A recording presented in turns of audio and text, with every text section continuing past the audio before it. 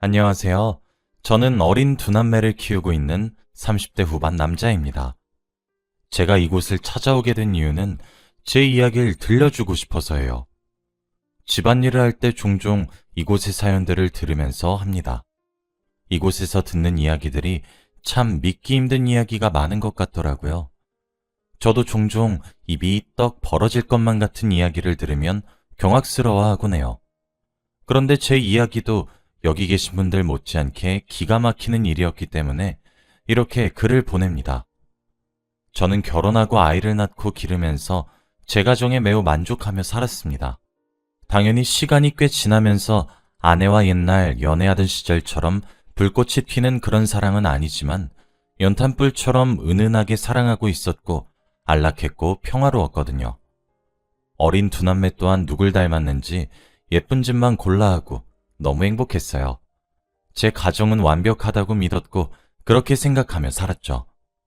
하지만 그건 저 혼자만의 아주 크나큰 착각이었더군요. 살을 부대끼며 함께 살았던 여자가 그렇게 악독하고 못된 사람이란 것을 알게 되었어요. 세상에, 그렇게 제정신이 아닌 여자는 살면서 처음 봤습니다. 결론 먼저 이야기를 해드리자면 현재 저는 아내와 이혼을 한 상태이고 아이들은 제가 혼자 키우며 살고 있습니다. 아내는 미안하다고, 과거를 후회한다고 빌고 있지만 용서할 생각 따위 추호도 없고요. 정말 이혼을 하는 과정 내내 아내는 양파 같은 여자란 걸 알겠더라고요. 까도 뭐가 그렇게 자꾸 나오는 것인지 정말 진절머리가 났죠. 그랬던 제 아내에 대한 사연을 보내봅니다. 비록 지금 이혼을 했으나 편의상 아내라고 지칭하도록 할게요. 글솜씨가 서툴러도 여러분들의 너른 이해를 부탁드립니다. 저와 아내는 둘 다 선생님입니다. 다만 근무하고 있는 학교가 조금 달랐어요. 저는 초등학교에서 일을 했지만 아내는 고등학교 선생님이었거든요. 솔직히 근무 강도는 아내가 좀 더 힘들었을 겁니다. 저야 초등학교에서 근무를 하다 보니 제가 맡고 있는 아이들의 연령대가 조금 낮잖아요. 아이들을 통제하는 것이 조금 힘들어서 그렇지 나머지 부분은 하나도 힘들지 않아요. 아이들이 어리다 보니까 오히려 천사같이 귀엽기도 하고요. 그런데 아내는 다 큰 아이들을 가르치고 있다 보니까 많이 힘들어했어요. 일단 아이들이 배우는 수준이 많이 다르죠. 그 아이들은 3년을 바짝 공부해서 수능을 치러야 하니까요. 게다가 아내가 맡은 과목은 수학이었고 남자 고등학교에 근무를 하고 있었어요. 고등학교 3학년 담임을 맡는 애면 정말 너무 힘들어했어요. 새벽같이 일어나 출근 준비를 했고 밤늦게 돌아왔죠. 어쩔 때는 새벽에 들어오기도 했고요. 매일 야간 자율학습 감독일도 해야지, 틈틈이 진로 상담도 해주어야지. 해야 할 일은 많은데 아내의 몸은 하나이다 보니까 곁에서 보기 너무 안쓰럽더라고요. 그래서 자연스레 집안일과 육아는 올고지 제 몫이 되었습니다. 제가 상대적으로 시간적 여유가 있다 보니까 그렇게 될 수밖에 없더라고요. 그리고 또 당연하다고 생각해서 저 또한 불만 하나 없었습니다. 아내가 고생하는 것을 보면 가뜩이나 체력도 좋지 않은 사람이 계속 무리를 하는 것만 같으니 제 가슴이 찢어지는 것만 같았거든요. 그러던 어느 날이었어요. 미국으로 유학을 간 제 친구가 한국으로 들어오게 되었으니 자리 한번 만들자고 하더라고요. 초등학교 시절부터 엄청 친했었던 친구였죠. 이름은 상철이에요. 상철이는 성인이 되면서 미국으로 유학을 갔고 그 이후로 계속 그곳에 정착해 공부했고 미국에서 취직을 했어요. 비록 저는 한국에서, 상철이는 미국에서 지내야 했고 시차가 많이 달랐지만 꾸준히 메일을 통해 연락을 했고 종종 영상통화로 안부를 물으며 지냈던 친구죠. 거리가 거리다 보니까 제가 아내와 결혼할 때 상철이가 참석하진 못했었으나 축의금도 두둑하게 보내주고 좋은 선물도 하나 해주었을 정도로 친합니다. 저는 상철이가 한국에 들어온다는 사실이 너무 반가웠어요. 상철이는 상기된 제 목소리를 듣고 크게 웃으면서 이제 한국에서 아예 정착할 거라고 하더군요. 상철이는 경력을 살려서 한국에서 선생님 일을 하는 것을 이어나갈 것이라고 했어요. 그때까지만 해도 그렇구나 생각하고 말았었죠. 몇 달의 시간이 흐르고 상철이를 만날 수 있게 되었어요. 상철이에게 제 아내를 소개시켜주고 싶었거든요. 제 아내도 아이들을 가르치는 선생님이고 같은 고등학생을 가르치니까 저는 두 사람이 친해졌으면 하기도 했어요. 상철이는 결혼식에 오지도 않았고 저도 아내 사진을 보여주지 않았어요. 아내에게 상철이를 보여주지도 않았고요. 한국에 들어와서 정식으로 소개시켜주고 싶다고만 생각해서 두 사람은 얼굴도 몰라요. 상철이에게 아내를 소개시켜주기로 한 날 약속 장소에서 저희 세 사람이 만났습니다. 제가 정말 얼마 만에 상철이를 보는 건지도 모르겠더라고요. 저는 너무 반가웠는데 아내와 상철이의 표정이 조금 애매해진 것 같았어요. 제가 사랑하는 여자와 저와 가장 친한 친구가 인사를 나누긴커녕 어색하게 구니까 당연히 분위기는 점차 나빠졌죠. 화기애애할 거란 제 예상과 달리 말이에요. 결국 상철이는 속이 너무 좋지 않단 말만 내뱉고 그 자리를 도망가듯 빠져나갔어요. 저는 무슨 일이냐고 상철이를 뒤따라갔지만 상철이는 나중에 연락한다는 말만 하고 떠났어요. 아내에게 돌아와 다시 물어도 아내도 잘 모르겠다고만 하니까 참 갑갑하더라고요. 상철이는 정말 그런 애는 아니거든요. 그리고 일주일 정도가 지났던가? 상철이에게 따로 연락이 왔습니다. 상철이로부터 온 연락은 간단했어요. 제 아내에게 비밀로 하고 둘이서 따로 만나는 것이었죠. 뭔가 불길하단 생각이 저를 덮쳤고 알겠다고 말한 뒤 약속 장소로 나갔어요. 그리고 그렇게 저는 믿기 힘든 잔인한 현실을 알게 되었죠. 상철이는 사립고등학교에서 영어 선생님으로 근무하고 있었는데 그곳이 바로 제 아내가 다니는 고등학교더군요. 정말 꿈에도 몰랐습니다. 세상이 좁아도 이렇게 좁을 수가 있는 것인지. 상철이도 그저 고등학교에서 일을 한다고만 했지 그곳이 어딘지는 말해주지 않았고 한국에 귀국하고 나서는 시차 적응이다, 새로운 환경 적응이다 하면서 만나지 못했었거든요. 그리고 저도 그런 것들은 만나서 물어봐야지 하고 말았고요. 게다가 거기서 제 충격은 끝나지 않았습니다. 상철이가 말하기를 아내는 근무 중인 고등학교에 숨겨진 실세라고 하더군요. 그게 무슨 말이냐고 되물으니 세상에 아내가 사립고등학교 이사장의 오피스 와이프라고 합니다.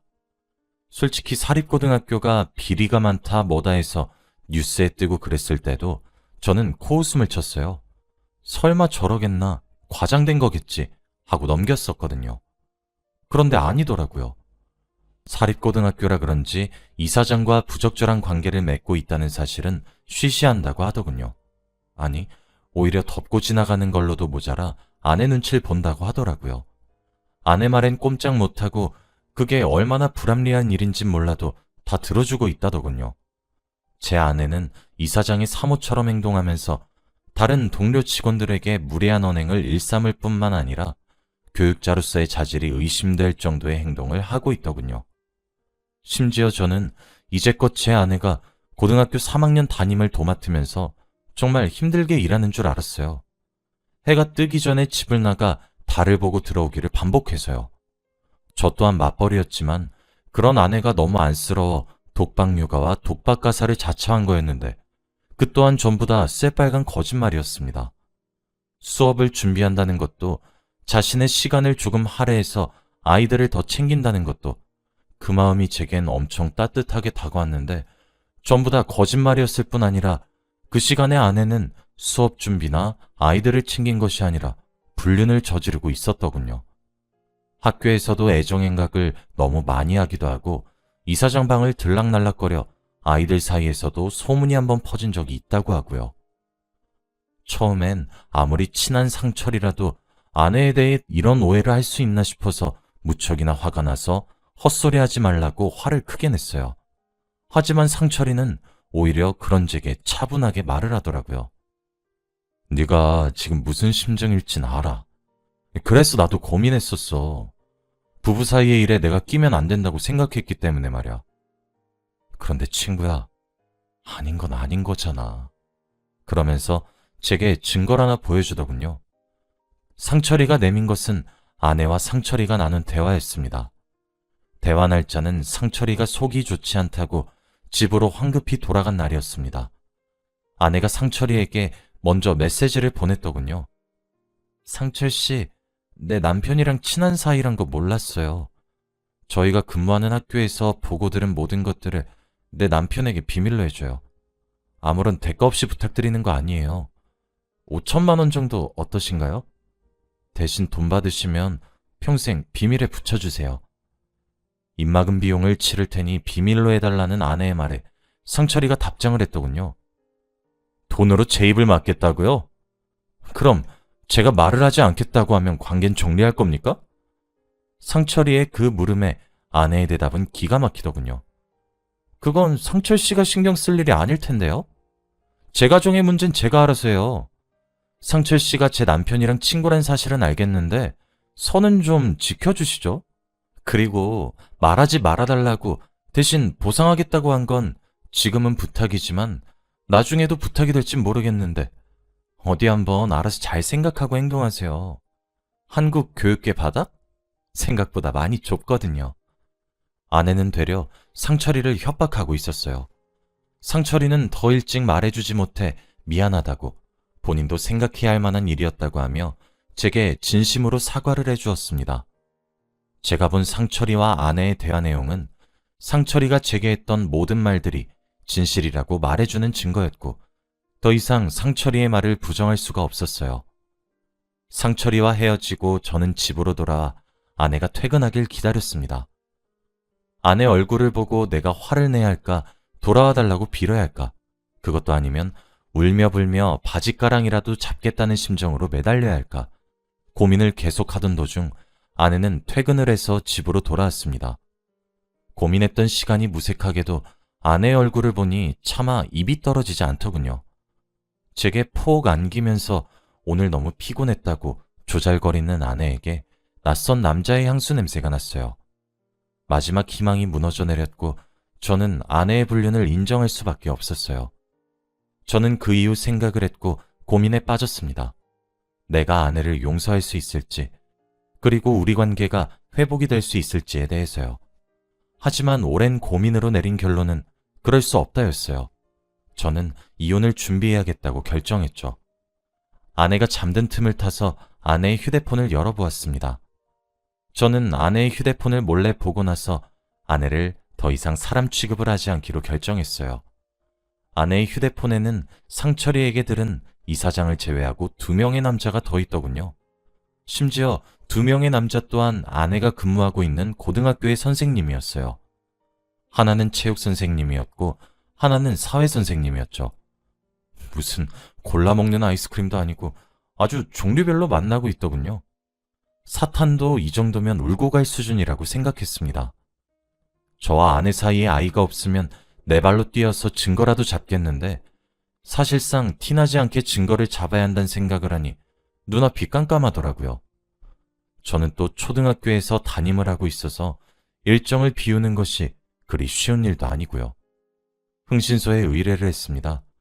돈이 좋긴 좋은 게 두둑한 수고비와 몇 가지 정보만 알려주니 아내의 일거수일투족을 알 수 있더군요. 제가 앞에 아내가 해 뜨기 전에 학교로 출근한다고 했었죠.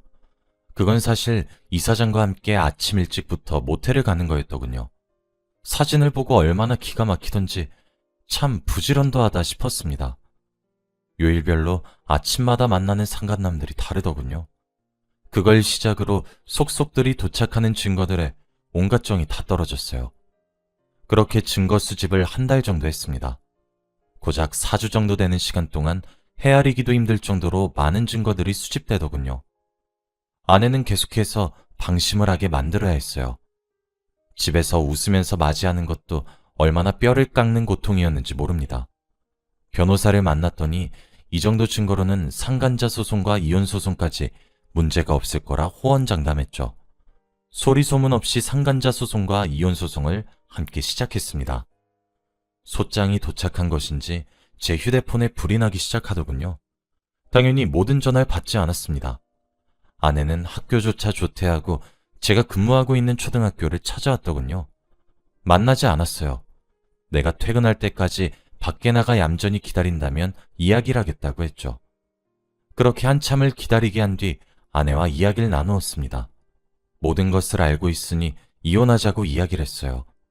제 입에서 아내가 불륜을 저지르고 있는 남자들의 이름이 하나씩 나올 때마다 아내의 얼굴은 거무죽죽해졌죠. 아내도 본인이 더 이상 빠져나갈 구멍이 없다고 생각했던 것인지 모든 불륜을 인정했습니다. 그리고 저는 그 모든 대화를 녹음하고 있었죠. 이렇게 증거를 하나 더 모으게 되었어요. 아니, 당신이랑은 끝이야. 우리 이혼하자. 라는 말을 남기고 저는 돌아갔습니다. 아이도 진작 저희 집에 다 보내놨고요. 제가 충격적이었던 것은 저와 아내가 결혼을 하기 전부터 불륜을 저질러 왔더라군요. 제가 충격적이었던 것은 저와 아내가 결혼을 하기 전부터 불륜을 저질러 왔더군요. 꽤 오랜 기간 그러고 살았다는 것과 저와 결혼을 한 이후에도 관계를 정리하지 않았단 점이었어요. 합리적으로 제가 키운 아이들이 제 아이가 맞는지도 궁금하더군요. 그래서 친자검사 또한 진행했는데 다행스럽게 아이들은 제 아이들이 맞았습니다. 저는 이혼을 강행했고 상간남 3명과의 소송에서도 제가 승소할 수 있었습니다. 3명의 상간남 모두 제게 따로 연락을 해와서 거액의 돈을 주면서 합의를 하자고 하더라고요. 제가 돈이 궁한 것도 아니라 거절했습니다. 판결문을 받았고 저는 그들에게 경고했어요. 내 인생에 이혼이란 글자를 만든 당신들을 내가 그대로 봐줄 것 같냐고 끝까지 쫓아다니겠다고 말이에요. 저는 거기서 끝나지 않고 교육청에 교육자로서의 자질이 의심간다고 익명의 항의를 했습니다. 이사장인 그 사람의 인생을 조질 순 없었어요. 아직 세상은 돈이 많은 사람이 짱인 것 같았죠. 그래도 제 아내였던 그 여자와 상간남 2명은 학교에서 퇴출을 당하게 되었고 불륜을 저질렀다는 인식에 박혀서 다시 학교에 취업하는 것은 불가능할 거예요. 제가 그렇게 만들 거기도 할 거고요. 제 아이들의 양육권 또한 제가 가지고 오게 되었어요. 천류는 끊기가 힘든 것인지 면접 교섭권을 박탈하지 못했죠. 아내는 이사장의 재력을 믿었던 것인지 뭔지 제게 당당하게 나올 때는 어디 가고 저한테 매일같이 연락해오고 있습니다. 처가댁 사람들한테까지도 말이에요. 저와 이혼하고 이사장한테 갈 거라고 크게 소리를 지를 땐 언제고 버림을 받았나 보더군요. 얼마나 속이 시원하던지. 솔직한 심정으로 아내가 좀 더 불행했으면 좋겠습니다. 저와 함께 살았을 때가 너무 그립고 아이들이 너무너무 보고 싶다고 말이에요. 저는 그 연락을 받고 정말 이 사람은 끝까지 나쁘다고 생각하게 되었습니다.